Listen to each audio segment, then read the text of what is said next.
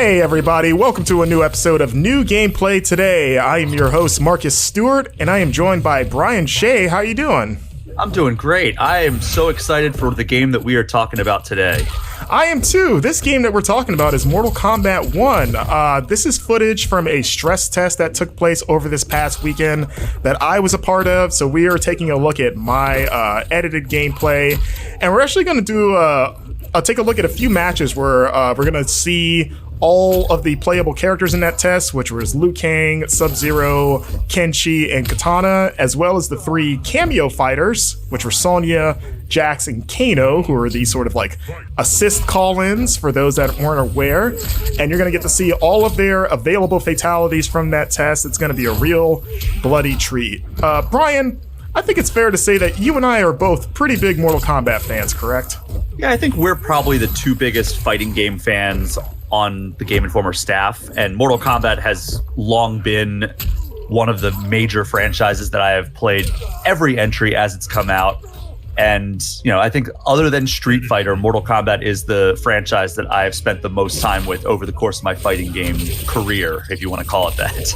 Yeah, absolutely. And, you know, now that we've said that, feel free to scrutinize every word that comes out of our mouth.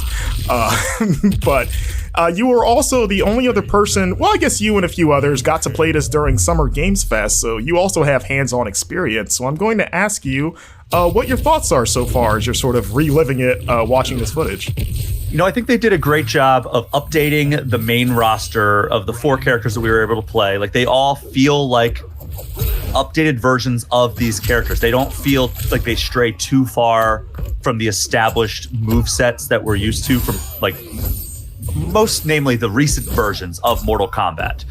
However, they all feel slightly updated as you look at the moves list here. Oh yeah, I wanted to show off the Cameo moveset because I think some people might think that you just hit a button and you do one move, but as you can see, they actually have a more robust moveset than you would expect for basically an assist character. Yeah, so they're all involved with like the throws, and they, based on like different inputs you do alongside the right shoulder button, they will do different actions, and you have to be kind of strategic with that, especially with, I found Jax was one that like you had to kind of really use that as kind of like a counter for some of his moves. Whereas other ones, they would kind of come in and just throw a projectile, as we saw Sonya just do there.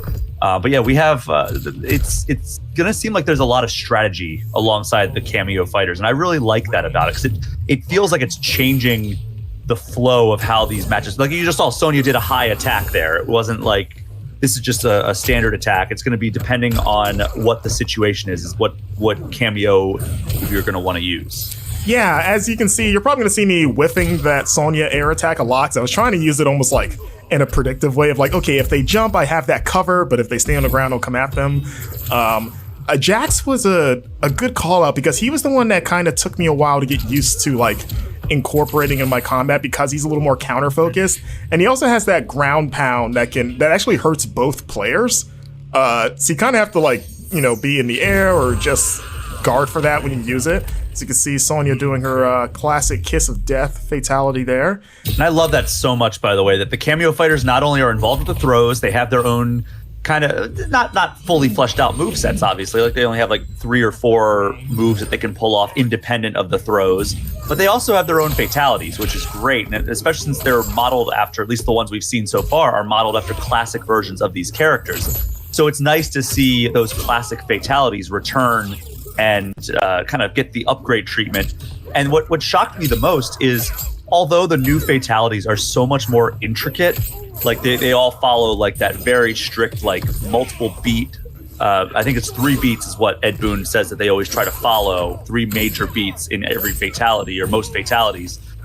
They don't, the older ones, especially the ones from like MK1 or the original MK1, don't really follow that 3-beat formula, but they still feel home next to these more intricate fatalities. Yeah, for sure. And it's also like, it is like a good visual representation of the escalation of fatalities over the year, because you see like the Kano one where he rips someone's heart out, which looks brutal, but then if you use one of the main roster fatalities and how elaborate they are, and we'll, like I said, we'll see a few of them in this video, but it's such just like a side-by-side comparison of like where we started versus where we're going. and how wild fatalities are now. It's kind of fun, and it sort of satisfies the nostalgic side of me, and then sort of like, I guess, the modern day fan.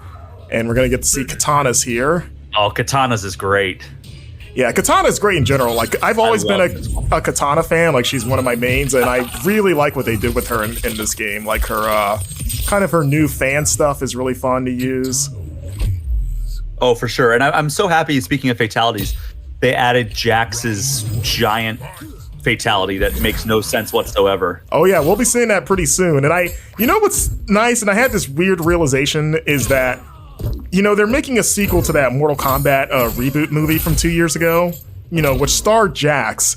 And I was thinking that they could totally add his giant fatality in the next movie, because they've already gone out of their way to establish Arcana as the reason they have superpowers.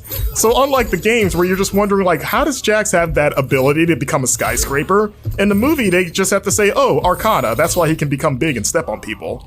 Well, that's the ultimate MacGuffin, right? Like, they can just use that. It's like the unobtainium, right? It's just like you can do this, and it just explains whatever you want it to explain. Yeah, you're like, I love that move. You can set little traps now with Kitana that really flips people out. She's gonna be a nuisance, which I think Katana always historically has been a nuisance in most of her games when you get really good with her. And I think that's gonna be just as true in MK1.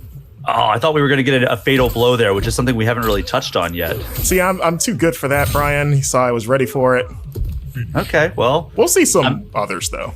I'm assuming. Here he comes. Oh, yes. Here he goes. Look at that. I only wish he grew like a few more feet and he like crashed through the ceiling. No, he has more spatial awareness than that. He's like polite. He doesn't want to mess up Johnny's house. He's like, I'll stop here. It's big enough. By the way, I love the new Sub-Zero moveset, because again, it's very similar to the original, or not the original, but the recent Sub-Zero movesets, but it just has these little extra flourishes to them, like the way he uses the spear during his slide attack. Yeah, that. Like, that's great. It feels so awesome to pull that off. Even his uppercut, he makes the little fist spear that you just saw there instead of just punching him. Yeah, it just feels really good to play as him. He has long been one of my mains, and I think that's probably going to be one of a case in this game as well. Yeah, I was going to say that out of the 4 characters I got to play in this test, I was going to say Sub-Zero is probably the most traditional, I guess, like the most unchanged, because like, okay, he's got the ice slide, he's got the ice clones, and of course the ice ball. Like, obviously he has some new tweaks, but compared to maybe Liu Kang, who might be the most different because obviously he's leveled up quite a bit since MK11. Like, he's literally a god. Yeah, like he doesn't have his bicycle kick anymore. Instead, he has that really cool sort of like that new aerial kick that he does, and he has that. He even has a bit of Raiden where he has like a teleport move that can also like hurt people. He's got that his flying kick shoots a dragon out first, and then he comes in for a kick, so it's like a 2-hit move now. I had a lot of fun using this new. I know. That was a good dodge. See, I'm Sub-Zero, and I was ready for it. I do like Sub-Zero's fatality, but we still haven't seen the one that makes me kind of cringe the most. Of Sub-Zeros, or just no of the fatalities in this build? Oh, I think I know what you're talking about. Yeah, this one's good. I love the blood vomit right there. Look at just the intestines pouring out. Yeah, so, I think that we're going to get to it next if I know who you're going to select as your character. No, it's not this one. It'll be after this, though. Okay. But yeah, it's... Oh, good mirror match here. So were you playing it? So I was playing at Summer Game Fest. When I was playing, it was against the AI, and it was against fellow Game Informer editor Wesley LeBlanc. Are you playing against other people, or are you playing against the computer here? So this footage is against the computer. So the stress test had a mini version of the arcade ladder where you just played 4 fights. And then other than that, there was just online versus play. I did play a bit of online. I just didn't capture any of that footage. Because, very, very cool how Kano's knives are stuck in Sub-Zero for a little bit after they land. I also like that there's some strategy when you call in Kano's laser beam, because I realized that you can't move because the character ducks so that he doesn't get hit from the laser. Ooh. But it also means you can't at least as far as I could tell, you can't really follow it up. And I assume it's because the laser does a good enough damage to where you're sort of sacrificing your own mobility just so he can pop that off, you know? Also, you can hold that cannonball that he does for a little bit longer if you want. Like, if you hold the command, he'll kind of hover in the cannonball, and then you can release it when you want it to go flying forward. Oh, see, I didn't know that. Yeah, that was a cool little discovery as well. Oh, they got the brutality. Yeah, I pulled off a couple of those as well. Yeah, and like 80% of players that do them, they're always accidental. Yeah. You're just like, oh, I guess I just win.